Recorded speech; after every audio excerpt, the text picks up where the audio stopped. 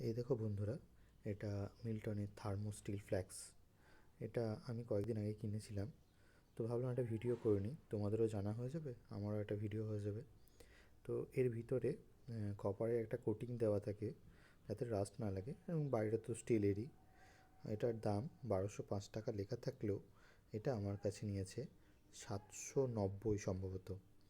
তো আমি লোকাল দোকান থেকে কিনেছিলাম, ওই জন্য দামটা একটুখানি কম ছিল।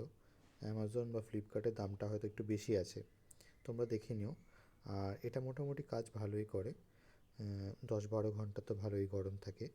এবার ডিপেন্ড করছে তোমার ইউজের ওপর, কতবার সেটাকে খুলছো বা কী লিকুইড তার ভেতরে রাখছো তার উপর অনেকটা ডিপেন্ড করে।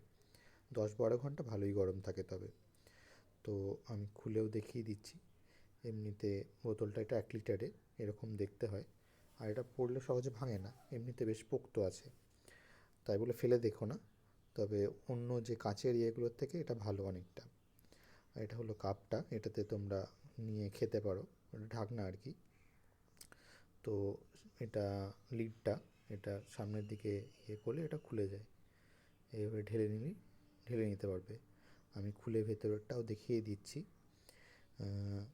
তবে এটার একটা প্রবলেম কি, এটা পরিষ্কার করার একটু সমস্যা, তো তার জন্য তোমাদের ঘরে একটা কাঠি বা এরকম কিছু নিয়ে পরিষ্কারটা করতে হবে। এটা ভেতরেরটা এরকম দেখতে। তো দ্যাটস ইট। ওভারঅল জিনিসটা ভালো, তোমরা কিনতে পারো।